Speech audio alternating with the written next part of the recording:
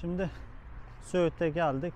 Bozüyük'le burası yaklaşık 40 dakika sürdü. Söğüt biraz rakımı yüksek bir yer. Sürekli yokuş yukarı doğru çıktık.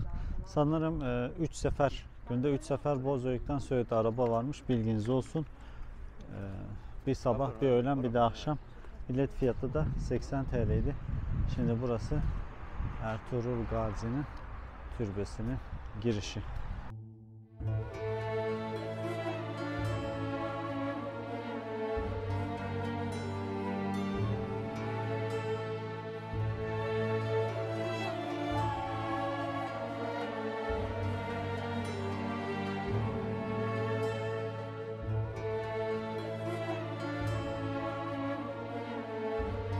Şimdi Ertuğrul Gazi Türbesi Osmanlı Beyliği'nin kurucusu Osman Gazi'nin babası ve Selçuklu Uç Bey Ertuğrul Gazi'nin Bilecik ilinin Söğüt ilçesinde bulunan türbesidir. 13. yüzyıl sonlarında inşa edilen yapının yapım tarihi kesin olarak bilinmemektedir. İlk olarak Osman Gazi tarafından açık mezar olarak yaptırılmış. Daha sonra 1. Mehmet tarafından türbe haline getirilmiş. Sultan 3. Mustafa zamanında 1757'de yeniden yapılırcasına onarılmış ve ilk yapıldığı hali değişmiştir. 1886 yılında 2. Abdülhamit tarafından yeniden onartılmış ve yanına çeşme eklenmiştir. Ertuğrul Gazi Türbesi altıgen planlı, üzeri kubbe örtülü dikdörtgen bir girişten sonra içeriye ulaşılmakta. Bu girişin yanlarında ikişer pencere bulunmakta. Türbenin duvarları bir sıra taş ve 2 sıra tuğladan örülmüş. Sandukanın bulunduğu türbenin içindeki batı ve güneydoğu duvarlarına dikdörtgen pencereler açılmış. Şöyle bir içeri girelim. Ertuğrul Gazi'nin naaşı şerifi burası. Bu camlarda gördüğünüz kurşun izleri 1921 yılında Söğüt'ü işgal eden Yunanlıların sıktıkları kurşunlar.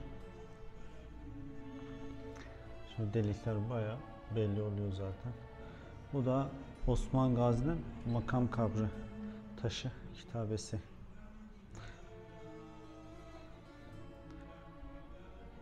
Çeşitli Türkiye ülkelerin bayrakları. Müslüman, çoğunluğu Müslüman ülkelerin toprakları. Bu Ertuğrul Gazi'nin kitabesi hemen türbenin girişinde. Ertuğrul Gazi'nin hanımı Halime Hatun'un mezarı şerifleri. Hemen şurada da Osman Gazi'nin kabri şerifleri bulunuyor. Ertuğrul Gazi'nin türbesinin etrafında böyle geniş yeşillik bir alan var ve bir mezarlık da var. Burada da yine dedelerimiz bulunuyor. Dedelerimizin bulunduğu mezarlar.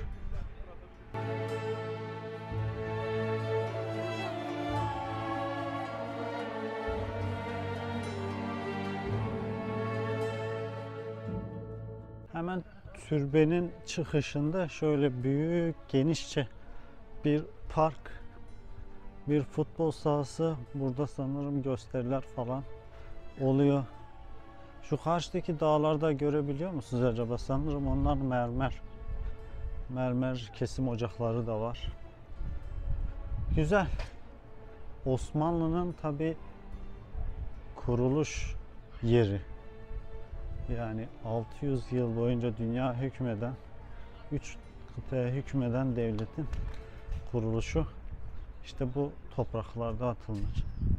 Ama keşke bir imkan olsa da böyle hayalen o döneme gidip oradaki insanların yaşayışını falan böyle bir izlesem. Çok istiyorum ya. Türbeyi bir de şuradan çekeyim. türbe şurası.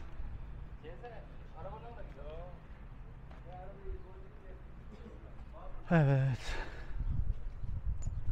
Şimdi şehir merkezine doğru inelim. Söğüt'te harcayacak 4-5 saatimiz var.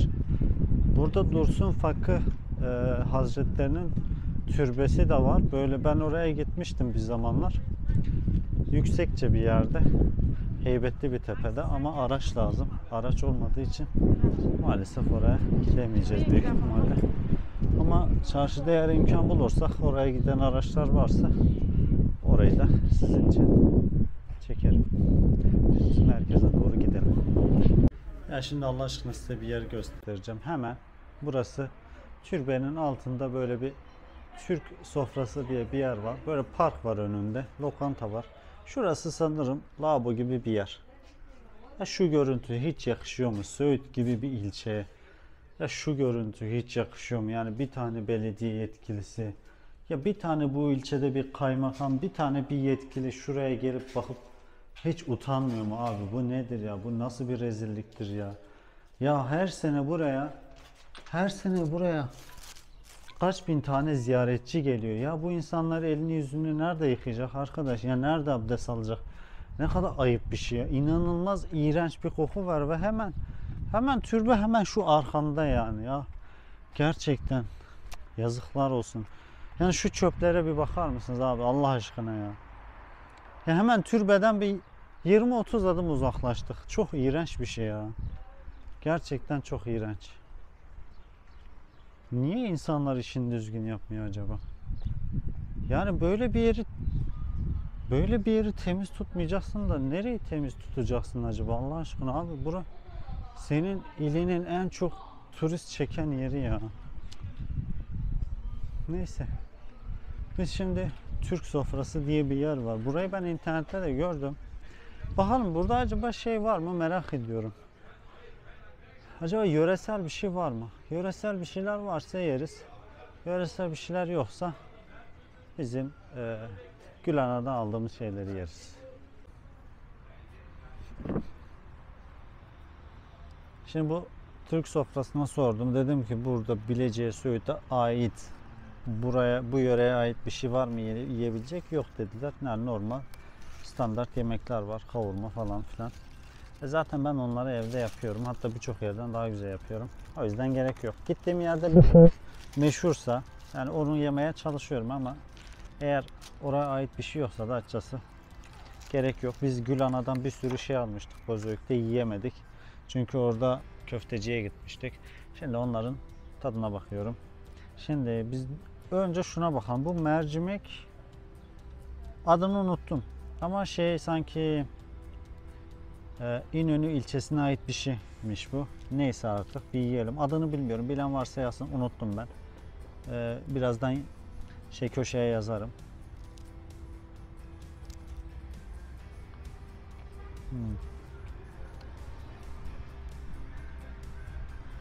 Haşhaş var. Kavrulmuş un var. Şeker var. Şeker tozu. Çok yağlı. Değişik bir şey. Bir şey söyleyeyim mi? Değişik bir şey. Haşhaşlı var Afyon'da. Eskişehir'de de var. Onun sanki içine un kavrulup koymuş hali gibi bir şey. Ama bunun tadına baktık. Güzel. Hamur işi sevenler yiyebilir. Ben çok hamur işi sevmiyorum açıkçası. Orası çok meşhur diye bir sürü çeşit aldım. Hepsinin tadına bakayım dedim. Şu meşhurdu atom. Bunu çok övdüler. Bakalım bu nasıl. Bunun içinde incir, pekmez, bayağı bir şey varmış ya. Oo, üzüm. Baksanıza içine. Var yani. Tam kurabiye yani. Dağılıyor böyle ama yumuşak, kuru değil. Biraz bana bir tık şekeri az geldi. Ben bir tık böyle şekerli severim. Yani yersem şekerli yerim, yemezsem yemem genelde. Bir tane daha alayım. Aa, bu güzelmiş. Bunu deneyin. Gülhana'ya giderseniz bundan alın bak. Bu güzelmiş. Bu ne? Ya bunun da adını unuttum. Alt yazıya yazarım. Neyse orada abla anlattı da. Yazarım adını. Bu da kurabiye. İçinde üzüm var. Bir şey söyleyeyim mi? Ürünler hakikaten taze. Ağzında dağılıyor böyle. Yani evde yapıldığı belli. Bunun da içinde üzüm var. Fena değil. Ama şu daha güzel. Tabii ki bunun da adını unuttum. Bunun üstünde toz şeker var. Böyle atmışlar toz şekeri üstüne. Bunda tarçın da var. Güzel. Tarçın severim ben. Bu da güzel. Hepsi güzel vallahi. Ağlayan kurabiye miydi? Neydi? Böyle bir şeydi. Bak bir şey söyleyeyim mi? Ürünler hepsi taze ha. Vallahi. Güzel ablalarım güzel yapmış. Ellerinize sağlık. Güzel. Yani ıslaklığı hala görebiliyor musunuz bilmiyorum ama ben görüyorum. Hala böyle hafif ıslak, dışı çıtır. Yani bu şekli vermek bu bayağı marifet ister yani. Güzel. Elmalı kurabiye. Bunu bilirsiniz ama bu abla anlattı yani. Bunlar bayağı uğraşıyorlarmış bunu yapmak için. Elmaları falan hep kendileri alıp doğrayıp vesaire vesaire gerisini biliyorsunuz. Bakalım. Ya şunu görebiliyor musunuz acaba ya? Abi hakikaten yani internette çok övmüşler orayı. Gerçekten hakkını vermişler ya. Çok güzel. Yani sanki bu sabah yapmışlar gibi. Taptaze. Bu da güzel.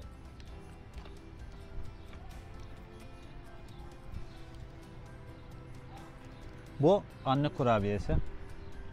Bunu da dışına toz şekeri serpmişler. Bunu küçükken annelerimiz yapardı. Birçoğunuz biliyorsunuzdur. Toz şeker dışına yapışmış. Çıtır çıtır olmuş. Hepsinden kurabiye tadı aldım. İşte bu işin şakası. Gerçekten ürünleri güzelmiş. Ama benim çok hamur işiyle aram olmadığı için size çok detaylı bilgi veremem. Et olsaydı bir şeyler anlatırdım. Neyse bir tane baklava da aldım. Baklavanın da tadına bakalım bir. Ev baklavası. Bu baklavamız. Bir şey söyleyeyim mi?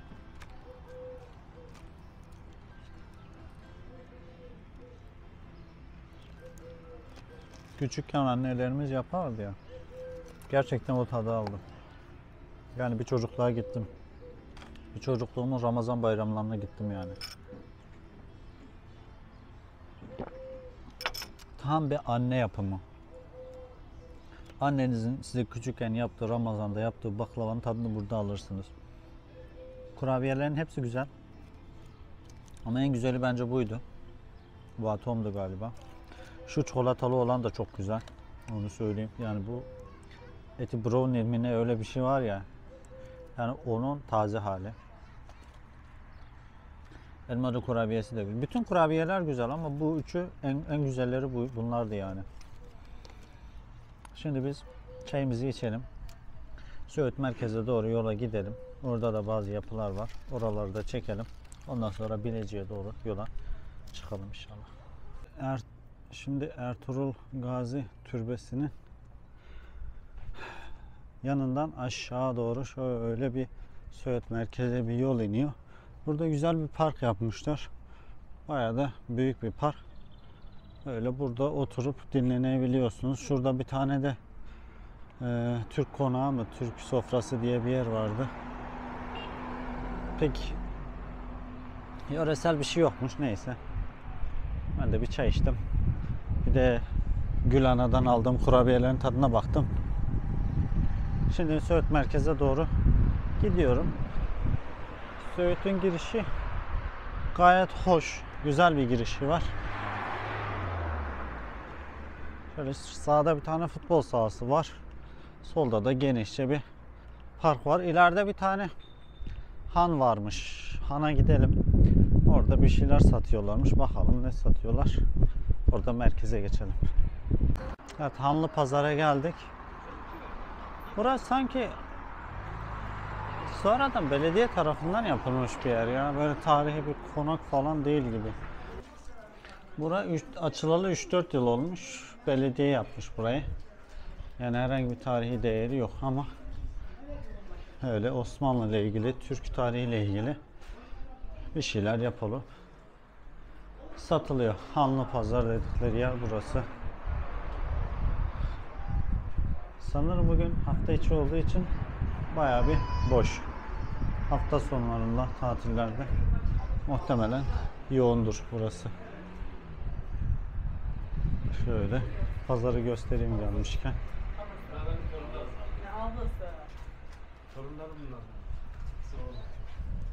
Ertuğrul dizisi buraya bayağı bir katkıda bulunmuş galiba. Her yerde Ertuğrul dizisinin şeyleri satılıyor. Bak bir söyleyeyim mi? Şunlar İran'dan geliyor, ben size söyleyeyim. Burada satılıyor ama sorayım ne kadarmış acaba? Selamünaleyküm. Abi şu çantalar burada mı üretiliyor? Nereden gel? Ha? İran'da mı? Evet. Ne kadar bu? Onlar 200 lira. Nereden biliyorum çünkü ben Vanlıyım. Evet. Ne kadar bunlar? Abi 250, 300, modeline göre değişiyor. Şu üsttekiler, o büyükleri ne kadar? Çok güzelmiş onlar. Büyük çantalar 450. Şu görünen büyükleri 450'ymiş. Fiyatlar çok da pahalı değil bence. Yani normal. Van'a da gitsen bir iki tık altı olur, daha fazla olmaz. Abi sen hani dizide oynayanlara benziyorsun. Rol aldın mı yoksa? Eyvallah, yok. Ama teklif gelmesi lazım yani. O şey var sende. Daha keşfetmeden. O tip var bence. Eyvallah. Öyle abimizin ürünleri. Bura belediye yapmış herhalde bu binayı değil mi abi? Yani Evet. bu tarihi bir yer değil. Değil. Burası 4 sene önce yapıldı. Belediyenin yapmış olduğu bina. Teşekkür ettim abi. Şu aşağıda herhalde tarihi yerler. Abdülhamit'in yaptığı. Buradan merkeze doğru 500 metre ileride Abdülhamit Han'ın yaptırmış olduğu külliye var. Oradan biraz daha merkeze ilerlediğimiz zaman 100 metre ileride Çelebi Mehmet Camii var. Ondan tekrar gene bir 100 metre aşağıya sağa indiğimiz zaman Kuyulu Mescid var Ertuğrul Gazi'nin. Güllü Mescid. Kuyulu Mescid. Ha, Kuyulu Mescid. İçerisinde kuyu bulundan dolayı ismini oradan alıyor. Güzel bir abimizle sohbet ettik. Burası Hamidiye Camii. Çifte minareli Hamidiye Camii. Osmanlı mimarisinde çifte minareli olarak 1903-1905 yılları arasında Sultan II. Abdülhamit tarafından yaptırılmış. Diğer camilerin mimarisinden farklı olarak cami kare planlı yapılmış. Duvarları kırmızı kesme taş ile döşenmiş. Kubbesi ise kurşunla kaplı ve 1 adettir. Ayrıca 2 adet minareye sahip olan bu cami çifte minareli cami diye de bilinir.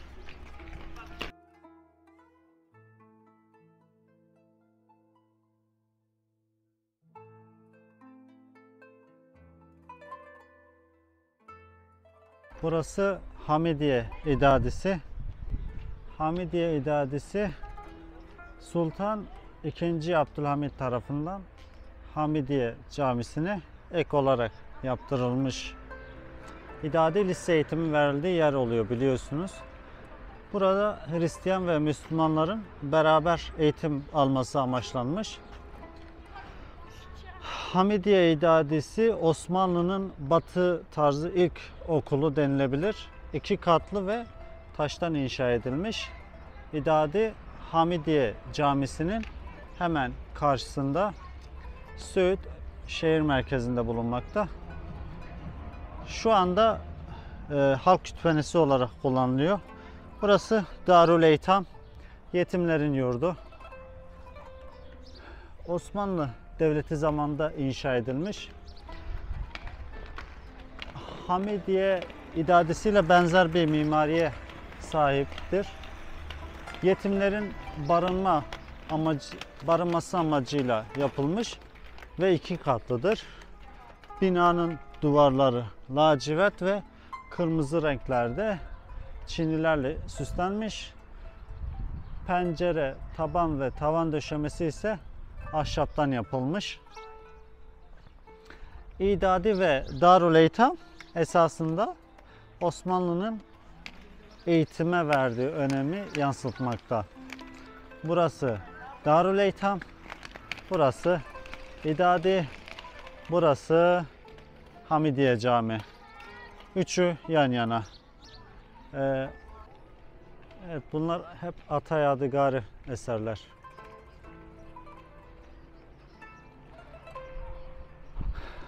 Bu harika külliye Sultan Reşat zamanında yapılan yetimhane ve şu iki eser de Abdülhamid'e ait. Bu cami, burası cami, şurası okul.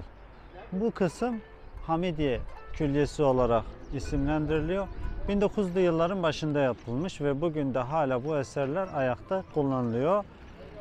Kütüphane olarak kullanılıyor, belediye ait ofis olarak kullanılıyor. Cami de zaten hala açık. Şimdi biraz detay vereyim mi? Bu tarihi mekanda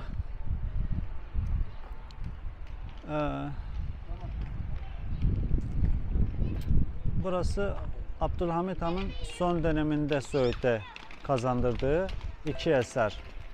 Şu ikisi. Ve şurası Sultan Reşat tarafından sonradan yapılmış. Burası Söğüt merkezde bulunuyor. Yapılmadan önce buranın küçük bir hikayesi var. 1900'lü yılların başında Abdülhamit Han bilindiği gibi Yıldız Sarayı çıkışında Cuma selasında olay yaşanıyor. Belçikalı bir suikastçı tarafından saatli bomba o aracına binmeden önce patlıyor ve halk galeyana geliyor.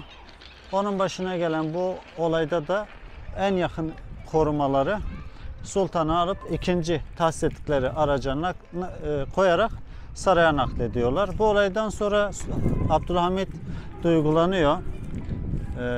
O korumalarına karşı bir ayrı sevgi duyuyor ve onları yakında tanımak istiyor. Onları makamına çağırıyor. Onların memleketini sorduğunda memleketlerinin Söğüt olduğunu öğreniyor. Tabi o zaman burası Ertuğrul nahiyesi olarak geçiyor. Özellikle Ertuğrul nahiyesinden olduklarını bildikten sonra daha da duygulanıyor. Benim dedenim yattığı yerden olan hemşerilerim benim canımı korumuş diye Söğüt'te hizmet etmek istediğini söylüyor. Onlara izin verip memleketlerine gönderiyor. 10 gün sonra Söğüt'ün ileri gelen eşrafından birkaç kişiyle beraber huzuruna gelmeni istiyor. Sonra bunları payitahta kabul ediyor. Sonra ecdadımın yattığı yerin kaldırımlarını bir baştan gümüş, bir baştan altınla yaptırsam yine de onlara olan vefa borcumu ödeyemem deyip gördüğünüz bu cami ve okulu yaptırmaya karar veriyor. O dönem lise düzeyinde eğitim veren bir okul binası olarak yapılmış bu bina. Buradan yetişen gençler de daha sonra İstanbul'a gönderilerek tekrar bir eğitimden geçip özel saray muhafızları yani padişahın yakın korumaları olma geleneğini başlatmışlar.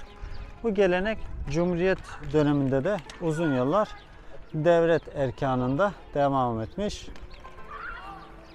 Şimdi okulun üstüne baktığında bir simge var. Görüyor musunuz acaba? Osmanlı'nın arması 1800'lü yıllardan sonra kullanılmaya başlanmış. Bizde sancak ve bayrak kültürü var daha o zamanlar. Yani ondan öncesinde.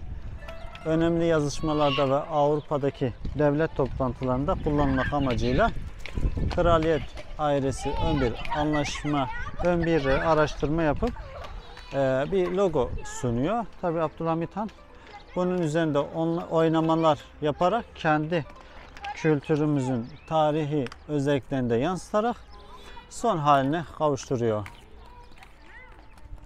Bu Abdülhamit Han'ın tuğrası. Altta bir de yazıt var.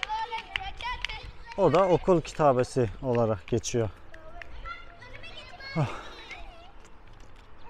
Bu tuğra İstanbul'dan buraya orijinal olarak gelmiş ve orijinalliğini koruyor. Yani o mermerin üzerine tuğra işlenmiş ve İstanbul'dan Söğüt'e gönderilmiş. Yani kahne arabasıyla gelmiş, düşünün. Aradan yüzlerce yıl geçmiş, hala orijinalliğini koruyor.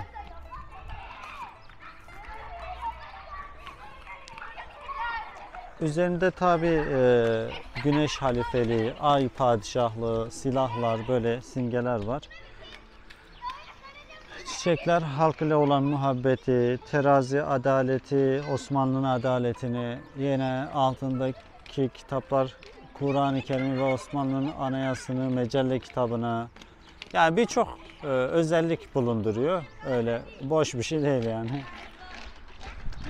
Şu cami zaten bugün hala kullanılıyor. Çok güzel bir cami. 2 tane minaresi var. Kırmızı kesme taşlardan yapılmış. Söğüt taşı. Söğüt'ten çıkarılan taşlar. Kırmızı kesme taş diye geçiyor. O dönemdeki taş işçiliğiyle işlenmiş. Yine çifte minareli oluşu Abdülhamit Han'ın kendi bütçesinden ayırarak yaptırdığına delalet etmiş. Neoklasik bir cami. Yani son dönem eseri olarak biliniyor. Ahşaptan bir kapısı var. İçeride çok güzel bir hanımlar mahfili var. İçeriği de birazdan çekeceğim.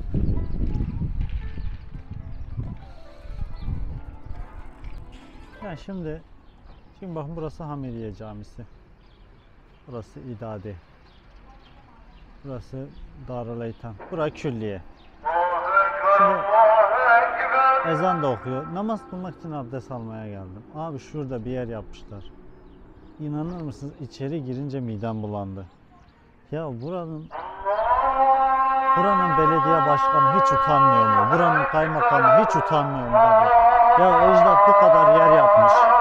Buraya dışarıdan insanlar geliyor burayı görmek için. Abi buraya insan bir tane düzgün lavabo koymaz mı ya? Hiç utanmıyor musunuz? Yemin ediyorum var ya, içeri girince midem bulandı ya. O kadar kötü, o kadar iğrenç, o kadar leş.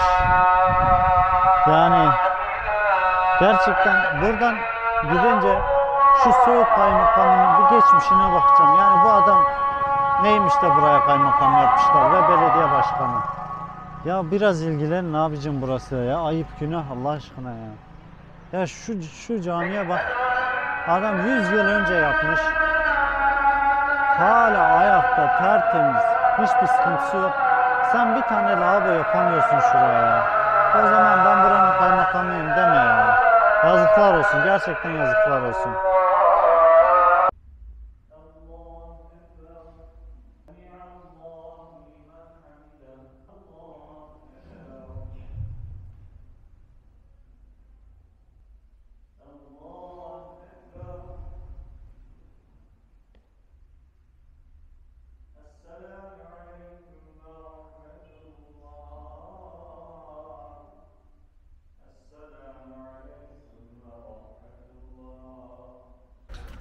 Evet, Hamidiye Camisi'nde ikindi namazı kılmak bize nasip oldu.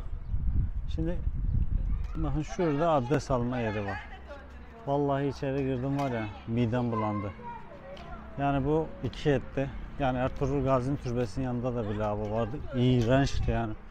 Oraya hiç girilmiyordu. Buraya giriliyor ama midem bulanıyor. Yani bilmiyorum, bu Söğüt'ün belediye başkanı var mıdır, kaymakamı var mıdır veya kim ilgileniyorsa bu işle, hiç utanması var mı acaba? Yani hiç Allah rızası için bir gün böyle gelip burada abdest alıp da bir namaz kılayım demiş mi yani? İğrenç ya. Ya öyle iğrenç ki insanın midesi bulanıyor. Neyse, yapacak bir şey yok. Son bir defa çekelim Hamidiye Camimizi. İnfoları verdik. Güzeldi. Abdülhamit Han yaptırmış. Bu saat kulesi yeni yapılmış. Tarihi bir değeri yok. O yüzden bundan bahsetmeyeceğim. Biz şimdi Çelebi Mehmet Camisi'ne doğru gidiyoruz. Şimdi Söğüt'te atalarımızdan kalan birbirinden güzel eserler var. Eşsiz güzellikteki camiler Söğüt'te karşımıza çıkıyor.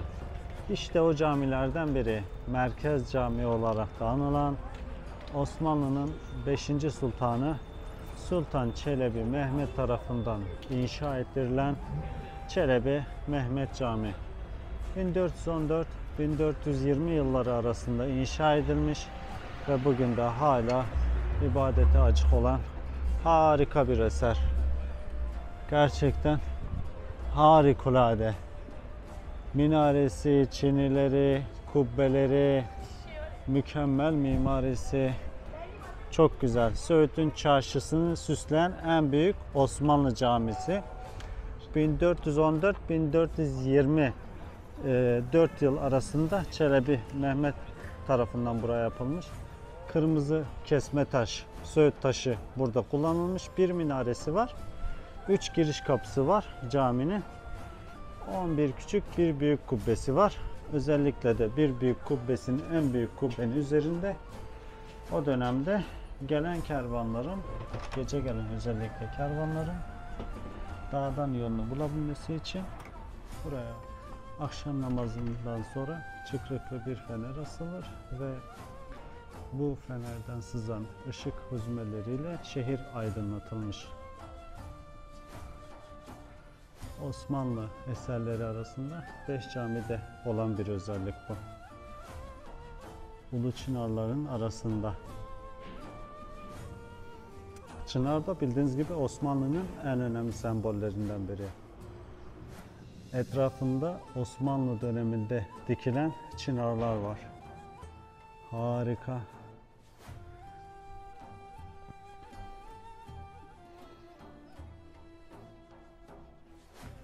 Harika.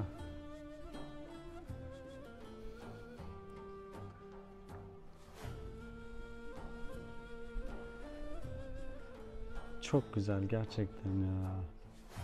Sultan Çelebi Mehmet yaptırmış.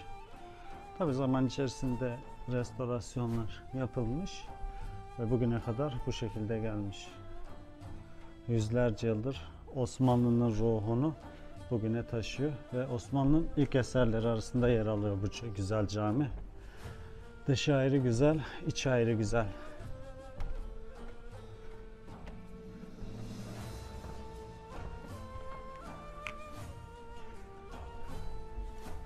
İç süslemeleri de son dönem, Abdülhamit dönemine ait.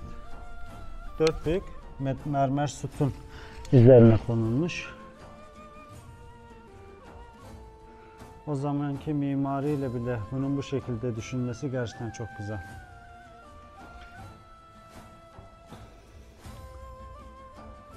İpek yolu ve hac yolunun geçtiği bir güzergah olduğu için, kervanların uğrak noktası olduğu için böyle bir uygulama yapılmış. Zaten merkez cami olarak yüzyıllardır kullanılıyor.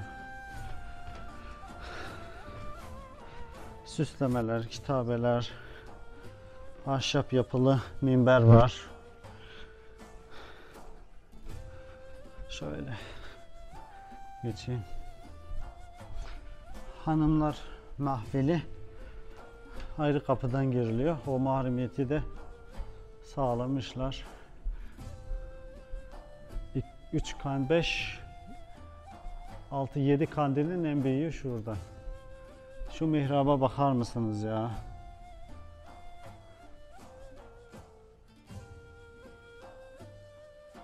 Harika. Çiçek motifleri, yıldızlar yine mihrapta yer alıyor. Minbere baktığımızda ahşap işçiliğinin en güzelini görüyoruz. Şu sanata bakın, şu inceliğe bakın. Osmanlı'nın o ruhunu yansıtıyor gerçekten. Yani hayran olmamak elde değil. Zaten yolunuz Söğüt'e düşerse bu camiyi mutlaka ziyaret edin, ibadet edin.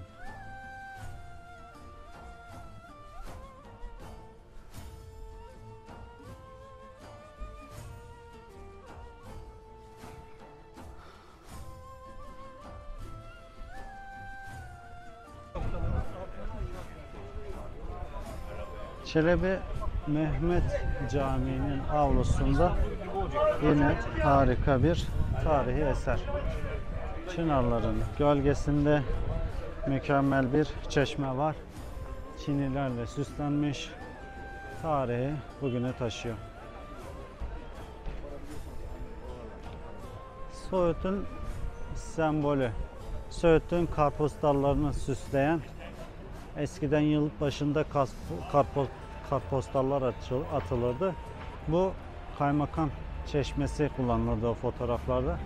Dört tarafı mermerle kaplı. Kütahyalı Mehmet Efendi'nin yaptığı çiniler var. Kütahya çinileriyle bezenmiş. İç yüzünde Kur'an-ı Kerim'de geçen suyun temizliği ile alakalı ayet-i kerimeler var. Şöyle suyu içerken bile onun temizliğini ve Allah'ın lütfu olduğunu bilmemizi istiyor. Diğer tarafta da Mehmet Efendi'nin ismi geçmekte. Bu kitabeli kısımların üçünde çeşme ve lavabolar var. Ama çeşme cami kısmında özellikle kıblekâh tarafına döndüğümüzde burada lavabosu yok. Gördüğünüz gibi. Su içerken dahi ecdat kıbleye sırt dönülmemesini böyle bir ince düşünceyle bu mimariyi burada buluşturmuş bizimle. Su içerken dahi sırtınız kıbleye dönmesin diye bu tarafta çeşme yok, lavabo yok.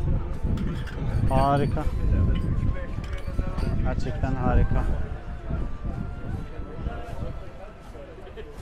Yalnız çok bakımsız. Yani neden bu kadar bakımsız anlamadım. Genel olarak Söğüt bakımsız yani. Çok kirli yani. Evet. Kuyulu Mescid'e doğru yola çıkalım.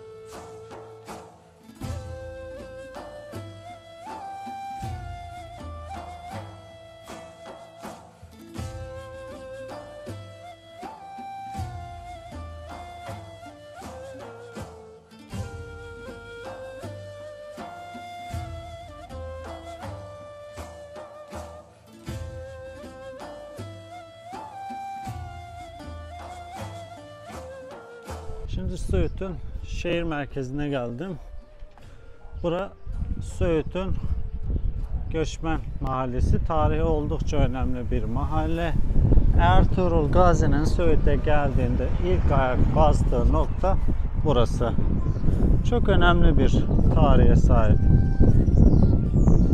Burası Ertuğrul Gazi Bey'in savaştan sonra gelip konduğu ilk nokta ve burada Ertuğrul Gazi Bey'den kalan tek eser olan Kuyulu Mescit var. Biz de o kısma doğru gidiyoruz şimdi. Ertuğrul Gazi buraya geldiğinde bir cami yaptırmak istiyor. İşte o cami burası. Karşıda görünüyor. Ertuğrul Cami Mescidi.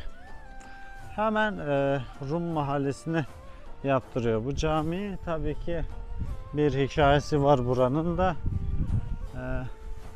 Birazdan onları da anlatacağım. Şuraları çekeyim bir. Yani Osmanlı'nın temellerini oluşturan hoşgörü ortamının oluşmasını sağlayan kuyunun hikayesi şöyle ki 1281 yılında ya da öncesinde tam ne zaman yapıldığı bilinmiyor. Çünkü 1240'lı 30'lu yıllardan sonra Söğüt'e geldikleri tahmin ediliyor. Buraların fethinden sonra ve o süreçte zaten Ertuğrul Gazi burada uçbeyliği yapıyor. İşte o esnada, o dönemde tabi burada yerli Rumlar olduğu için kılıçla yenip gelen Türklerden rahatsız oluyorlar haliyle. Türkleri buradan göndermek istiyorlar. İşte bu plan projede Söğüt çayının özel bir zehirle, bitkisel zehirle zehirlenerek hayvanların ve insanların susuzluktan kırılarak Türkleri buradan göndermektir amaçları. Bunu hayata geçiriyorlar. Şöyle, şimdi mescidin içine geçeyim, kuyunun başında anlatayım istiyorsanız. Zaten küçük bir mescit burası. Biz şimdi Ertuğrul Gazi Mescidi'ne bir girelim. Hatta girmeden şöyle şuraları bir çekeyim.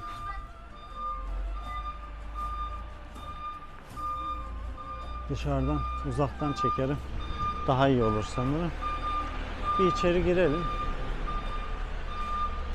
Hafta içi geldiğim için sessiz, sakin, kimse yok. O konuda çok şanslıyım. Evet, hemen kuyu burada gördüğünüz gibi. Ben şimdi size ayakkabılarımı çıkarayım, bismillah diyelim. İnfoları vereceğim. Ertuğrul Gazi Mescidi'ne geldim. Hemen girer girmez mescide tarihi bir kuyu dikkat çekiyor. Söğüt çayına zehir atıyorlar ve 2 hafta susuzluktan kırıldıkları için Ertuğrul Gazi iki halkın da bundan müzdarip olduğunu görüp kendi alanında Ak Topraklık mevkisi denilen Türklerin alanında Rumların yaşadığı alanda gezip burada köklü bir ağacın zehirden etkilenmediğini ve yeşil kaldığını görür. Burayı kazmalarını ister, amaçları temiz bir suya ulaşmaktır. İşte bu kuyunun yapılmasındaki ilk aşama o. Burayı kazdıklarında yaklaşık, tabi rivayete göre 14 metre mesafeye gelindiğinde bir suya ulaşırlar ama o dönemde laboratuvar yok, tahlil ortamı yok. Haliyle önce atını içiriyor, 3 gün daha sonra kendisi içiyor ve temiz olduğuna kanaat getirdikten sonra hem Rumları topluyor buraya hem Türk halkını topluyor. Bu sudan 2 hafta faydalansın ve aradaki husumet bitsin diye nasihatlerde bulunuyor. Tabii ki bunun akabinde meşveret dediğimiz toplantıyı yapıyor. Çünkü planlarında aslında Ertuğrul Gazi Bey'in bu araziyi, kuyunun içinde bulunduğu araziyi satın alıp buraya bir mescit yaptırmak, halkına da bu önerisini sunduktan sonra tabii halkın arasından itiraz edenler oluyor. Çünkü kılıçla yendiğimiz, kazandığımız topraklarımız varken arada böyle bir husumet yaşanmışken neden Rumların içine yaptırıyorsun beyimiz diye Ertuğrul Gazi Bey'e sorduklarında biz İslam'ı onlara yaşayarak öğretelim ve bu hoşgörü onlar su almaya geldiklerinde bizim abdest alışımızı, namaz kılışımızı ve insani ilişkilerimizi görsünler ki biz hoşgörüyle onlara kendimizi ve İslam'ı tanıtalım diye işte bu mescidi yaptırıyor. Tabii ki ilk hali gibi değil şu anda mescidimiz. Gördüğünüz gibi burası ahşap yapıdan farklı bir forma kavuşmuş. Çünkü Abdülhamit Han döneminde, son döneminde temelinden itibaren restorasyon olmuş ve bahçe kısmında bulunan kuyu salamlık şeklinde içeriye caminin girişine alınmış. Gördüğünüz gibi 20-25 kişinin saf tutabileceği küçücük bir mescit ama hala şu anda dünyaya o dönemde bile Rumların Cumhuriyet dönemine kadar yaşadığı bir mahalle olan bu mekana yapılmış bir cami. Hala ibadete açık. Buraya gelen Müslümanlar bu güzel camide namazlarını kılabiliyorlar. Tarihi sonuna kadar hissediyoruz. Dostlar, şimdi bu gördüğünüz eskiden burada bir ipek fabrikası varmış. Burası fabrikanın koza deposuymuş. Şu gördüğünüz yer fabrikanın koza deposuymuş. Bu da fabrikanın bacasıymış. Daha sonra yıkmışlar. Niye yıkmışlar bilmiyorum açıkçası. Hatta buradan emekli olmuş birkaç tane teyzeyle konuştum. Bu fabrikadan emekli olmuşlar. Yani burada demek ki koza varmış ve ipek üretiliyormuş Söğüt'te. Çok ilginç. Keşke yıkmasalardı. Restore edip öyle bıraksalardı daha güzel olurdu. Neyse. Şimdi gezimiz bitti. Bilecik'e doğru dönüyoruz. 4-5 saattir Söğüt'teyim. Söğüt insanı gerçekten, Bozüyük insanı da öyle. Çok kibar. Böyle bir şey sorduğunda cevap veriyor. Tipik Anadolu insanı, hakikaten çok sıcakkanlılardı. Şimdi benim otobüsüm kalkacak. Mecbur gideceğim. Yoksa biraz daha burada vakit geçirmek isterdim açıkçası. Ama bence iyi değerlendirdik. Hemen hemen her yere gittik. Birçok vloga baktım. Bu kadar ayrıntılı değildi. Televizyon kanallarının çektiği şeyler hariç, resmi kurumlar hariç. Güzel geçti bence. Daha önce gelmiştim zaten Söğüt'e ama bu gelişim daha iyi oldu. Şimdi gelmeden önce de araştırma yaptım. Böylelikle bence daha iyi oldu. Neyse biz Bilecik'e gideceğiz. Bilecik son araba yazın 7.30'daymış. Kışın saat 6'daymış sanırım. Gelirseniz ona göre bilginiz olsun. Yine arayıp sormak, teyit etmek en önemlisi. Şimdi gidelim. Belediyenin, kaymakamlığın önünden zaten araçlar geçiyormuş. Bilecik'e doğru yola çıkalım. Şimdi otobüsümün kalkmasına yarım saat vardı. Ben de karnım acıkmıştı. Hemen yol üstünde bir Mevlana pidesi vardı. Oraya geldim. Şöyle bir Mevlana istedik. Bir porsiyon bu şekilde geldi. Yanında salata, acı biber ve domates sosu getirdiler. Bir tadım testi yapalım bakalım. Bismillah deyip başlayalım bakalım. Güzel. Hamuru ince, tadı güzel. Yani benim istediğim gibi. Bu porsiyon fiyatı 160 liraymış. Evet, Bozüyük ve Söğüt gezimizin sonuna geldik. Birazdan Bilecik otobüslerine bineceğiz. Otobüs, minibüs, her neyse işte. Minibüsler şu kaymakamlığın önünden geçiyormuş.